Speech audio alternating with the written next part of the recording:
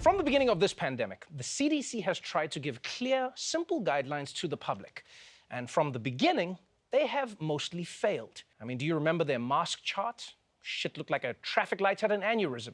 And look, I'm not saying that telling 300 million people how to behave during a global pandemic is easy, but it also doesn't seem like the CDC is getting any better at it. The CDC has updated its guidance on masks. According to the agency, cloth masks do not protect against the virus as effectively as other masks. Saying any mask is better than none, but masks that fit well, like N95s, offer the best protection. The agency stopping short of urging all Americans to upgrade their masks, drawing immediate criticism from some health experts. Yeah, the approach that the CDC is taking right now with masking, I think, just adds to the confusion. We should be making it loud and clear that the N95 respirators are really the only thing that will really protect you. Okay, hold on.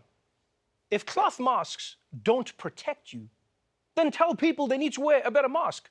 What's this? Well, it doesn't really work, but it's fine. I mean, in that case, I might as well wear a T-shirt with a seatbelt drawn on it instead of an actual seatbelt. Yeah, I mean, it looks like a seatbelt, doesn't protect me, but I mean, apparently that's enough, right? The thing I really don't understand is, now that we know cloth masks don't work, who are the people who are still wearing them?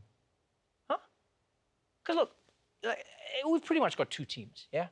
You've got the people who are scared of COVID, and they're running around looking like Bane, and then you've got people who think COVID is total bullshit, so they refuse to wear a mask altogether. And I don't agree with them, but at least they stand by their beliefs, and they don't care if those beliefs end up killing their co-workers in the Supreme Court. But a cloth mask is just wishy-washy. Like, you either want to protect yourself or you don't. You can't just tip the coronavirus. Come on, people. It's like someone being like, yeah, I wear condoms, but only if they're made like a doily. Buy my condoms on Etsy. At the same time, though, this does suck. I mean, we spent 2 years building up a whole wardrobe of cloth masks. You know, I had masks for every situation. I had my work mask, I had my weekend mask, I had my masks for going to funerals, I had my masks for going to weddings. It's too bad. Now, if you wore a cloth mask because the CDC was kind of okay with it and you got infected with COVID, well, the CDC also has some new guidelines for how long you should isolate from other people. And it turns out those guidelines are weird as hell. At the same time, the CDC finds itself facing backlash over some of its other recommendations concerning how long those who have tested positive for COVID should isolate and whether a negative test should be required to end that isolation. The CDC says the infected can end isolation if fever-free just 5 days after a positive test, when, a study of infections in the NBA suggests, more than a third are probably still infectious. Ending isolation at day 5 should include a negative rapid antigen test, tweeted one of the researchers. Why do all the work to identify infections if we are going to just let them go back to work while still potentially infectious?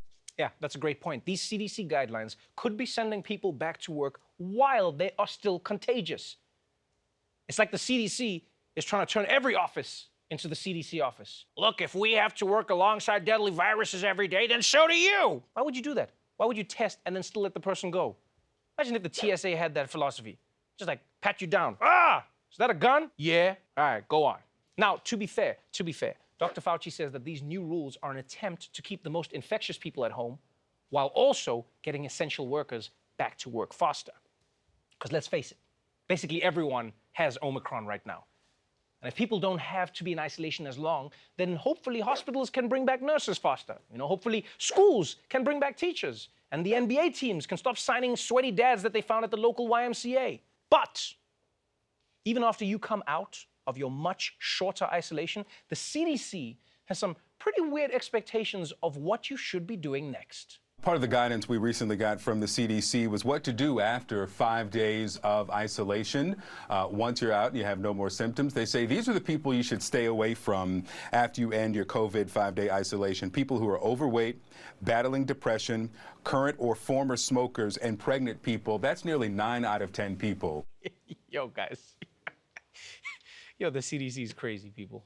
You can come out of isolation as long as you don't interact with basically any other person. You realize you're describing isolation. And look, I understand that the CDC wants to protect vulnerable populations, but this is a legit minefield. I mean, you know what's not gonna help depressed people? Everyone staying away from them. Not to mention, we're supposed to stay away from overweight people, the CDC is going to get people canceled. Because now you're going to be like, hey, I can't hang out with you for a few days. And they're going to be like, why not? Honestly, it sounds like the CDC is trying to describe a very specific person, but just doesn't want to call them out. That's what it seems like. They don't want to embarrass them. Stay away from a former smoker who's pregnant, whose hair is curly, but everybody knows is actually a perm, and she's really into pandas even though she's never been to China. Her name rhymes with Bamantha. And look, I know that a lot of this confusion is because the virus itself is confusing. I understand that. It's constantly changing. We're learning new things, and it's hard to keep up. It's like trying to stay on top of TikTok trends. You're like, okay, I finally learned the I ain't ever been with a baddie dance. And TikTok is like, no, we're doing Encanto memes now.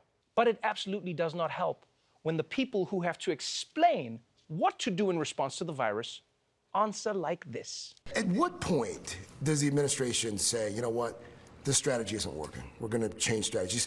6 former administration officials last week wrote that open letter urging the administration to change course, to change strategy. Is it time? It is time for us to do what we have been doing, and that time is every day. It is time for us to do what we have been doing, and that time is every day? Why does that sound so familiar? Oracle, when will it be done? It is time for us to do what we have been doing, and that time is every day. Now look, Kamala's point was that the administration doesn't need a new plan because we already have a way out of this pandemic, which is everyone getting vaccinated. But it should be obvious by now that hoping everyone gets vaxxed isn't enough. Which is why the Biden administration is rolling out a new plan to get everyone in America an at-home COVID test just as soon as the Omicron wave is over. Just into the CNN newsroom, the website where you can order free COVID-19 at-home tests from the government is up and running. The site was quietly launched today. We just checked. It does work. Go to www.covidtests.gov, and that's where you can order your test. At this point, you can order 4 per household, and we're told that they'll ship within 7 to 12 days of ordering, about a week to a week and a half. So let's say you go online and tomorrow you place an order on Wednesday the 19th. They should be on their way to you by the end of the month. Okay, look, I mean, it's great that tests are finally going to be available to everyone, but 7 to 12 days? You don't think that's a little too long? In a pandemic? I mean, every day is precious. Every single day is precious in the pandemic. If anyone should know that, it's Joe Biden. You know, I can't help but think that if America just took a military approach to COVID, this testing thing would be solved like that. Because there's no delays when it comes to the American military. America doesn't need bombs and then start building them. America always has bombs ready to go. If America wants to drone someone, no one is like, okay, we can place the order now and then we wait 7 to 12 days unless there's a holiday. Then in that case, no, it's just boom, that terrorist is gone, baby. What? It was just a family? Well, boom, they're still gone. I stand by my boom. If America was that proactive when it comes to pandemics, we would have all gotten these tests months before Omicron even got here. Although, to be honest with you, I don't even know if I trust at-home tests. We're just gonna test ourselves for antigens? Is that before or after we mess up the directions on an Easy Mac?